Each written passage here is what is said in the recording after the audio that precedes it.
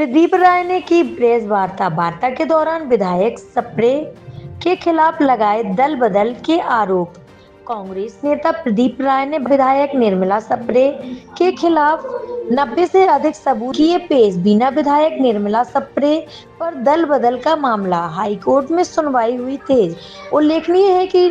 विधायक निर्मला सप्रे के खिलाफ दल बदल कानून के तहत दायर याचिका की सुनवाई जबलपुर हाई कोर्ट में जारी है। अगली सुनवाई 18 नवंबर को निर्धारित की गई है। कांग्रेस नेता प्रदीप राय ने प्रेस वार्ता में बताया कि उन्होंने कोर्ट में विधायक निर्मला सप्रे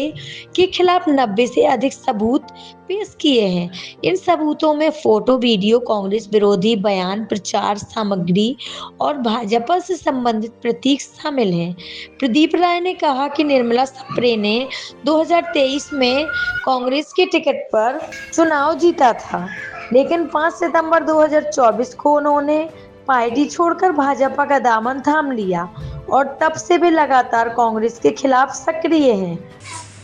चूंकि एक बहुत लंबे समय से बीना विधानसभा की सीट जो दल बदल कानून के अंतर्गत दायरे में आ चुकी है, इसके संदर्भ में लगभग 2 वर्ष से एक प्रकरण हमारे कांग्रेस पार्टी के शीर्ष नेता प्रतिपक्ष माननीय श्री उमर संगार द्वारा हाईकोर्ट इंदौर में लगाई गई थी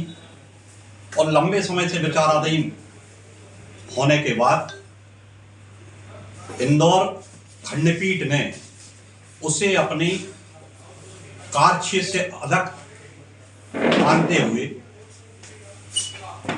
उसकी अपील जबलपुर हाईकोर्ट,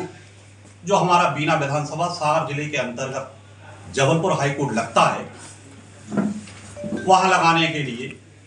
आदेशित किया। उसी तारतम्य में उस अपील की सुनवाई के लिए डबल बेंच में माननीय श्री उमर सिंगार जी द्वारा लगाई गई, परंतु हमारे कांग्रेस के शीर्ष नेतृत्व को जब इस चीज की जानकारी विधि सलाहकारों द्वारा प्राप्त हुई कि इस याचिका के लिए स्थानीय मतदाता होना अति आवश्यक है और स्थानीय मतदाता की हैसियत से उन्होंने हमें आदेशित किया और उस आदेश के परिपालन में मेरे द्वारा 22 सितंबर 2025 को जबलपुर हाई कोर्ट में याचिका दायर की गई। 26 सितंबर को उसका रजिस्ट्रेशन किया गया, मतलब मेरी याचिका को जबलपुर हाई कोर्ट ने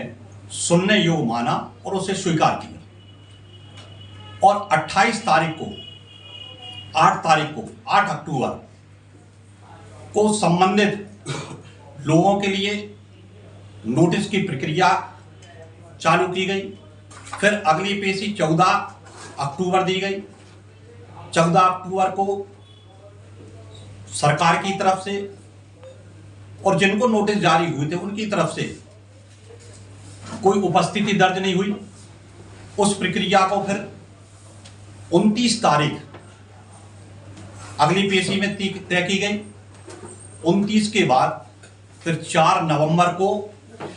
कोर्ट ने सख्ती से सुनवाई हेतु संबंधित व्यक्तियों को निर्देशित किया और 4 सितंबर को भी उनने उपस्थिति में अपनी असमर्थता जो व्यक्त की, तो 3 दिन बाद कोर्ट ने पुनः 7 तारीख को सुनवाई के लिए लिया और 7 तारीख को जिस प्रकार से जबलपुर हाईकोर्ट खंडपीठ ने अपना तेज और स्पष्ट रवैया अपनाया है और जिस तरीके से विधानसभा अध्यक्ष के लिए टिप्पणी की है और नोटिस जारी करने के आदेश दिए हैं, ये संपूर्ण प्रक्रिया के संदर्भ में आज हमने आप लोगों के लिए अवगत कराने के लिए यह आमंत्रित किया है कि आपके लिए इस चीज की जानकारी होना अति आवश्यक है ये हमारे बीना विधानसभा क्षेत्र से जुड़ा हुआ मामला है और क्षेत्र के लोगों को एक बहुत आशा और उम्मीद लगी हुई है कि जिस प्रत्याशी के लिए कांग्रेस के रूप में उन्होंने विधायक के लिए चुना था, आखिर ऐसे क्या कारण थे कि वो सत्ता भाजपा की आने के बाद उन्होंने कांग्रेस का दामन छोड़ के भारतीय जनता पार्टी का दामन थाम लिया।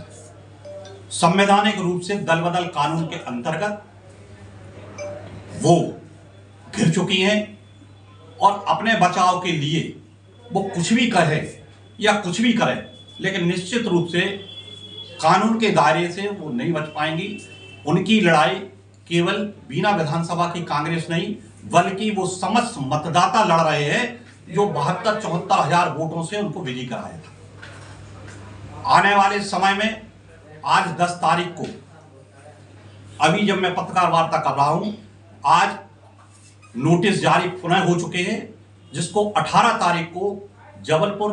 माननीय जबलपुर हाईकोर्ट बहुत गंभीरता से सुनेगा और अनुपस्थिति होने पर निश्चित रूप से कोई ठोस निर्णय ले सकता है। तो